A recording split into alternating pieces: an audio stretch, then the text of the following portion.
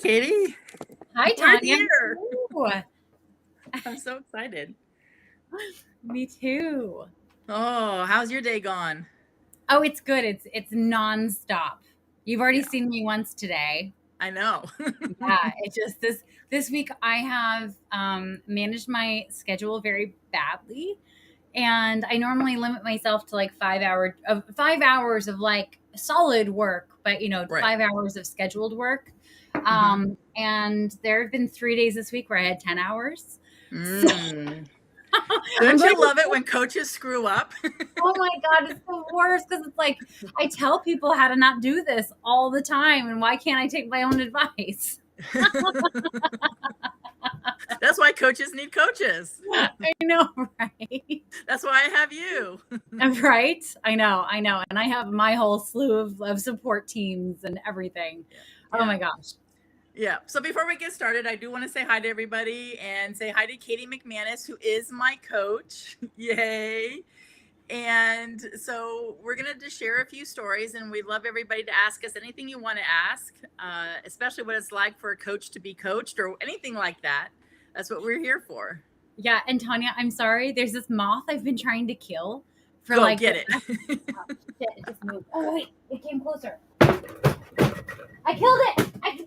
I did it. I killed the moth.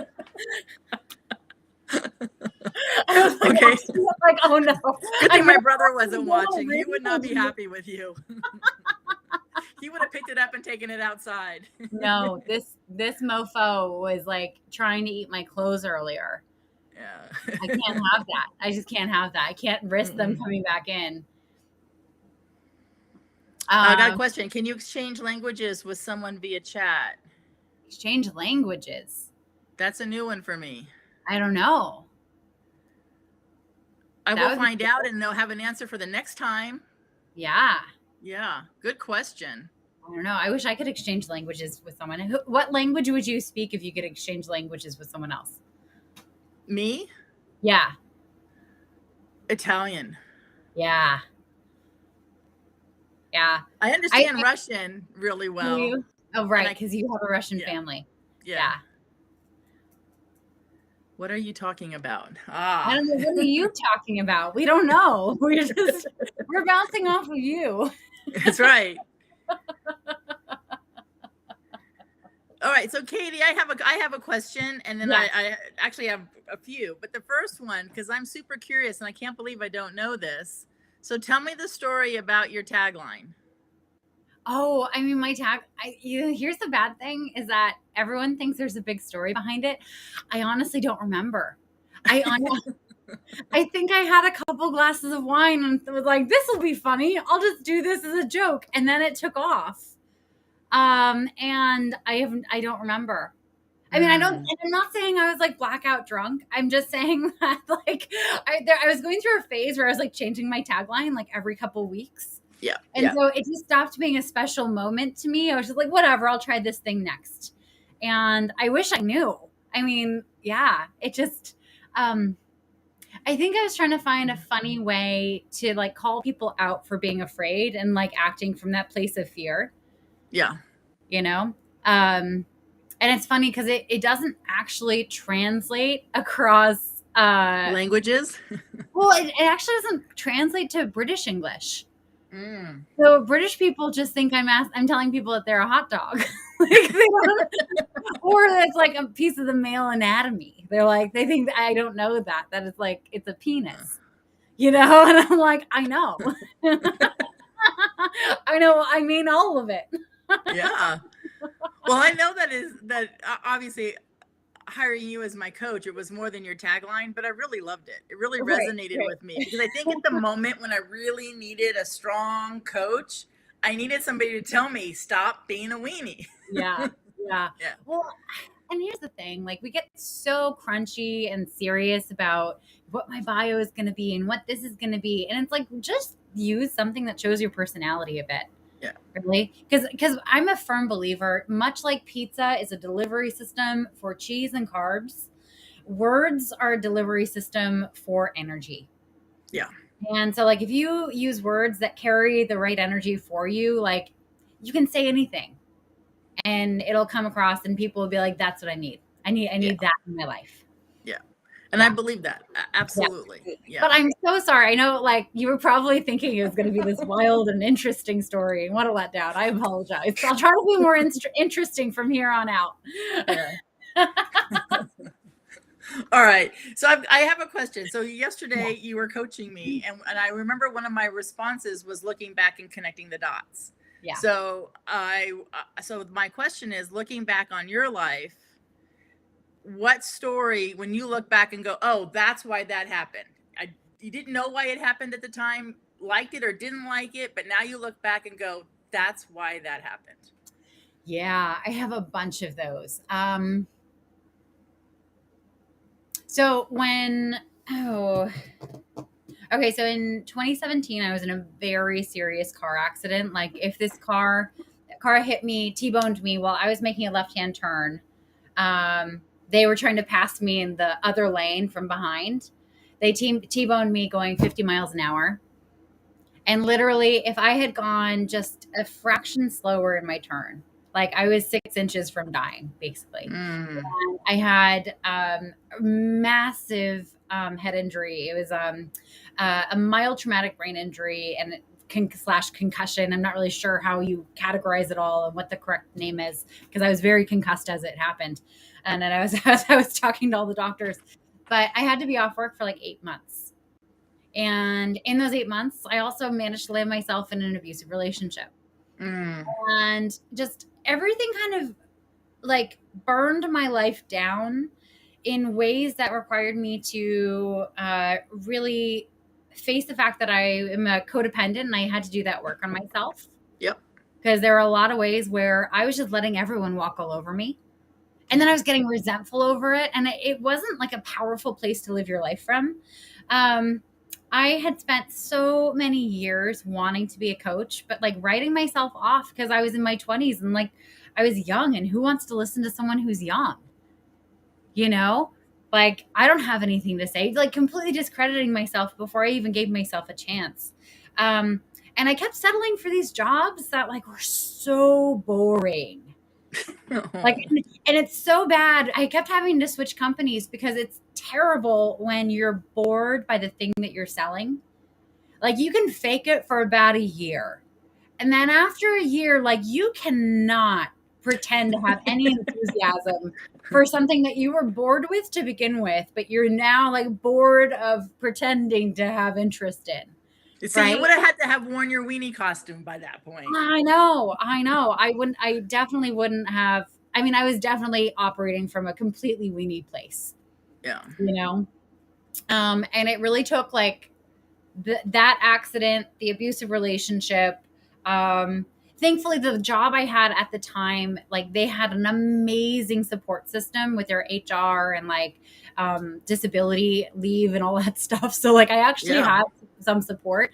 But I never would have, I don't think I ever would have done coaching if I hadn't been in that accident. I think I would still be leaving a sales job every 1 to 1.5 years, jumping to new companies, selling a new thing, getting bored with it, you know, still being in crappy relationships and friendships. Yeah. But yeah, that's how it works. Right. Yeah. But in the moment, it was like, oh my God, my car's totaled. I have this concussion, not allowed to like even listen to music. For how many years did you take off your parents' life? It's funny. It happened on my mom's birthday. Oh no! It actually happened on my mom's birthday, and so I called my dad like from the accident site. I'm like, okay, so I need to just practice telling this to you first, because I know when I call mom, like, I don't want to fall apart because it's her birthday. I don't want to ruin it for her.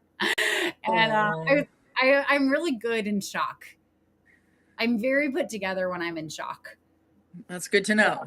Yeah. Any traumatic situation, I pretty much just go right into like action mode, sort through the things, and then I fall apart later. But hindsight, you know, that's a big dot that I was able to connect a lot of other dots from. Yeah, and I mean, not that I wished you had gone through it. No, yeah, you're such a stronger person, and you can coach on so many things because of it. Oh, totally, 100%. You know, and here's what I've learned throughout it is that when you're picking a coach, and I know you know this, when you're picking a coach, you really have to be conscious about picking a coach who has also done their own work. Right. Right? Because the last thing you want is like you're being super vulnerable and open and you're like dealing with something that feels really hard to deal with, and it's activating something in your coach and they can't be with you in it. Yeah. Yeah. Right? Yeah. Hey, Lauren, talk about coaches. I know. Thank you for being here. Oh, well, and that was one of the things, as you say that, when I was on my first live last week, or no, maybe it was when I was on Chris Hennessy's Ending the Stigma, one of my clients got on and heard my story as a teenager and my dad being in jail and being a drug addict and how that affected me through my childhood. And he's like, texting me afterwards, no wonder you're such a badass coach. You don't put up with excuses. Look what you've been through. Yeah. Yeah. He had no, I mean, I don't share that stuff with clients, on a regular coach call. Well, yeah, in our coach calls, it's not about us. It's about our clients, right? Right. Yes. And it's so funny. I don't know if you experience this, but like I go through moments where it's after work and something really funny happens. Or something like I see something and I'm like, oh my God, like I want to call my friend, but it's like, it's a client. It's not a friend, but I feel so close to them because I know all the intimate parts of their life. And they basically know only the things I choose to share on social media. Right. Yeah. I do share a lot on social media, but I know. You share taking a nap on social media. I know. I shared about having breast reduction surgery and having stitches around my nipples on LinkedIn. That was so funny. I have not seen that one. How long ago was that?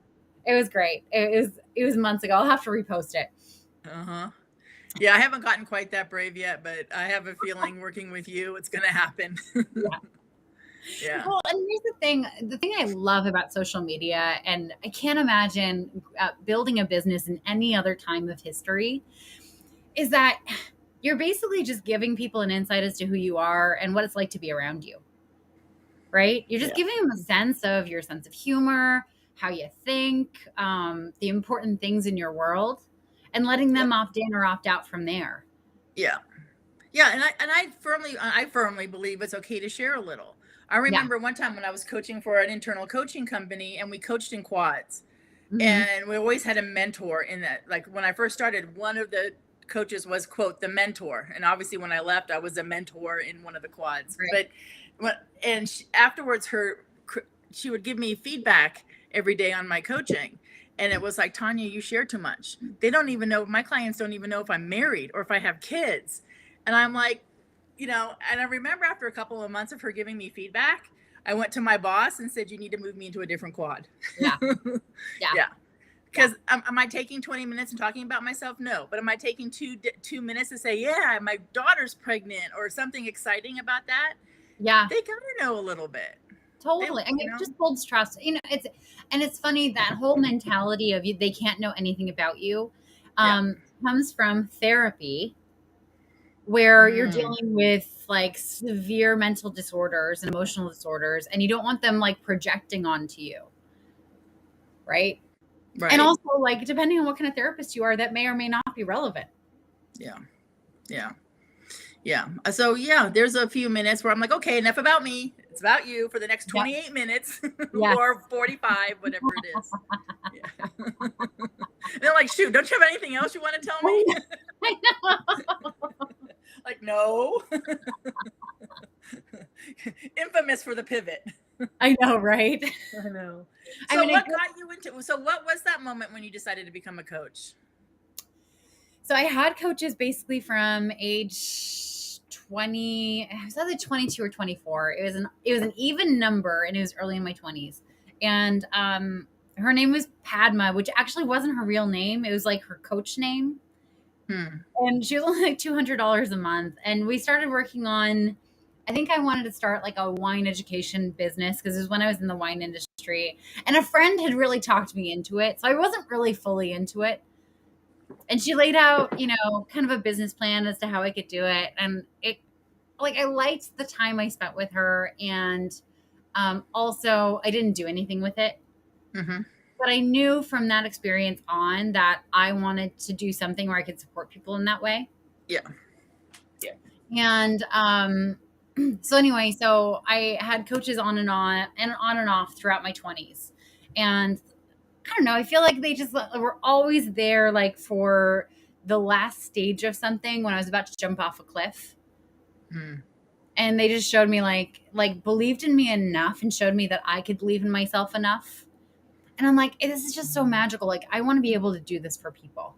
I want to be able to like help them, like not push them off the cliff, but like I want to be there to be like, you can do this and you can survive. And it's funny, the CTI, so we both are CTI trained, Coactive Training Right. Institute. I had stalked their website for like 5 years before I hit Wow. the buy button. And I actually never spoke to someone at the organization. So Interesting. a previous coach had said, if you're going to get certified, go to this place. It's amazing. He didn't go there, but he had colleagues who went there, and he was Yeah. very impressed by it. So Yeah. Yeah. You were in one of my you were in one of the classes. We were in one of the classes yeah, we were together. in classes together. That's right. Isn't that funny? I know. It's a small world. It Back really when they is. were in-person classes. I know. I kind of miss that. I miss being with people.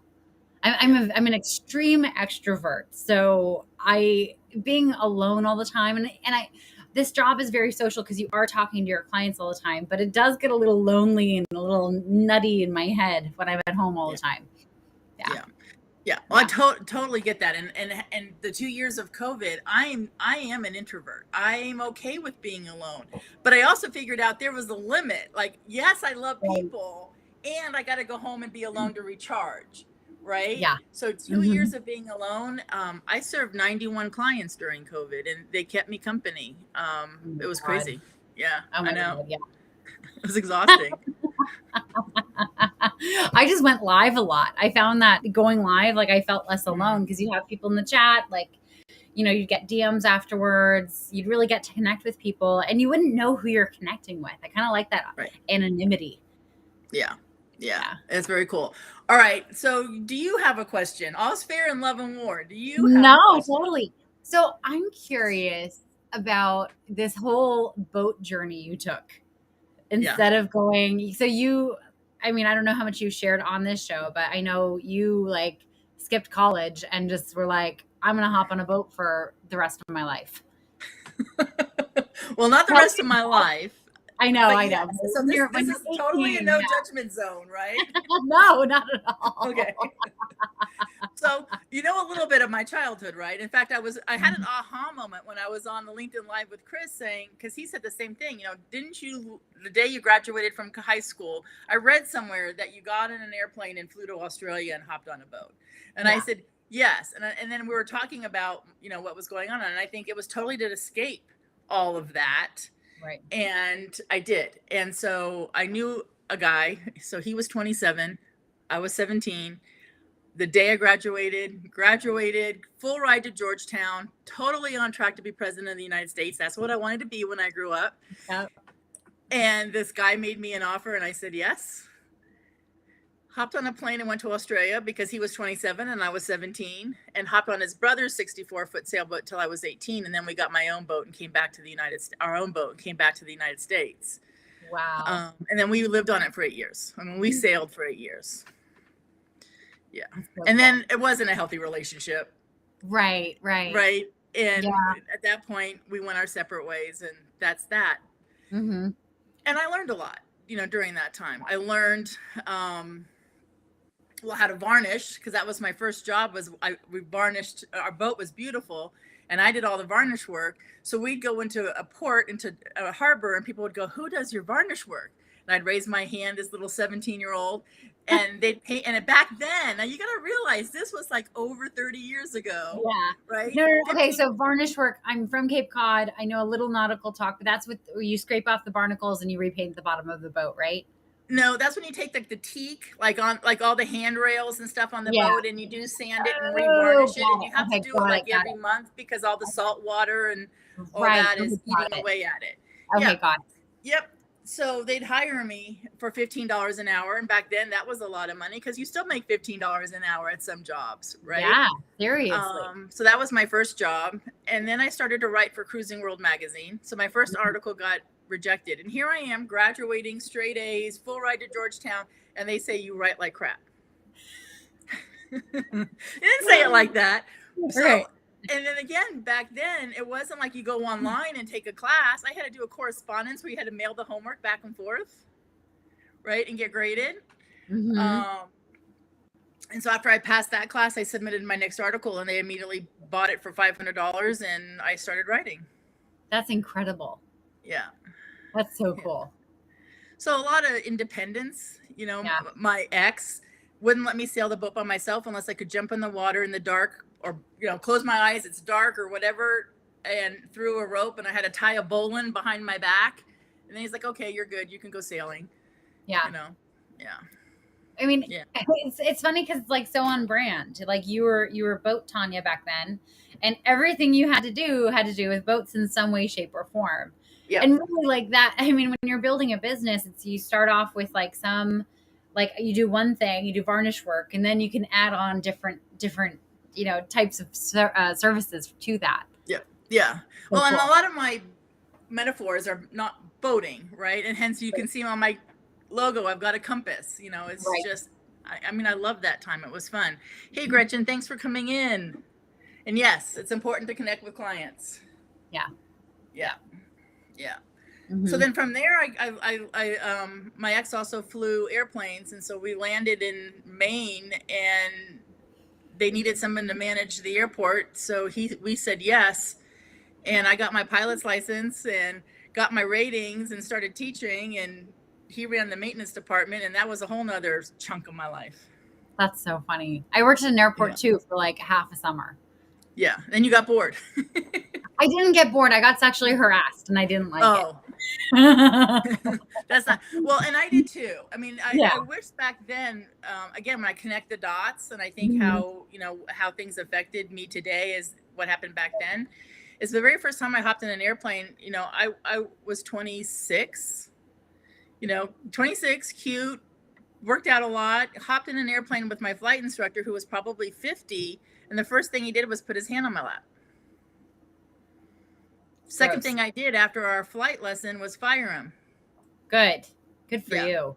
And I had to go through 3 flight instructors until I finally landed one and he was young, he was great, and he Right. left me alone other than to teach me what I needed to know. Right. Yeah. Right. It's insane that women have to go through that in the aeronautic. Well, because I mean, I worked at this private hangar where private jets would come in, and so there's a lot of like charter pilots. Yeah. And there was like their companies didn't have HR, our company didn't have HR, and so they would say things to me that were just nauseating, and I couldn't do anything about it. No, didn't you want to just punch him in the nose? I did. Seriously. I did want to punch him in the nose. Yeah, But I'm in an no. airplane. I would have done anything to pull that door and kick him out. It was awful. I know. Hey, Chris. Hi, Chris. Thank you for being here. Your ears must have been burning. We were talking about you earlier. Yes. It's hard not to when he like is so instrumental in helping all this come to pass. Yeah. Chris, I mean, Chris, you'd be so proud. I actually started the intro and everything by myself. My son-in-law is out, working the Nutty Duo granola company really hard today, and he's doing a farmer's market. So, yeah, I flew solo today. It's not over yet, though. Katie gave me a few gray hair. I know. My Pilates lesson went a little late. Oh. Yeah. Oh well. Sorry. I won't be late next time. I promise. Yeah. Okay, so question. Favorite quote, book, movie, anything that whenever you feel like you need motivation or you want to share motivation, is there anything that you go to? My new favorite quote, I was thinking about this the other day, because have you seen that new show, The Gilded Age, on HBO? I have not. Oh, it's so good. It's Meryl Streep's daughter. Okay. It's Christine Baranski, if you know who she is. Yep. It's Cynthia Nixon. It's a bunch of other, like, it's Nathan Lane, isn't it? Like Okay, so I'm looking it up tonight. their cast is so good. And Christine Baranski, she plays like this really like kind of militant, like old, like rich in New York in the Gilded Age. Yeah. And she like has all these sayings and she's kind of not nice, but like she has standards. And she has this one saying that really struck me as I watched it for like the third time, Yeah. was that if you don't want to be disappointed, help those who help themselves. Mm. Like help those who are already working on themselves. Yeah. Lauren agrees with me. The Gilded Age is awesome, and I don't usually like period pieces. And Lauren, I forgive you a little bit for not having read Harry Potter now that we're on the same page with the Gilded Age. Just a little. But yeah. No, but and it's so true. Like in my business, like when I have hired people in the past, like to help out someone who is really struggling, you know, like I always want to have that sense of charity and support, but it always ended badly because they weren't out to help themselves. They were kind of out for not necessarily a handout, but like, you know, they weren't putting in the extra effort to really make sure that they could make something a success. Yeah. And I think whenever someone gives you a chance, like it's on you to take that opportunity and run with it. Yeah. Yeah. Cool. So now we have people going to be turning on the Gilded Age. I know. Tonight, and including me. We're talking about your story, not mine. Sorry, I didn't mean to out you. You haven't read Harry Potter. So that's one. That's one. So if I tell Lauren I haven't read Harry Potter, are we going to be instant friends? I don't know. I'm questioning if my kids think they were switched at birth.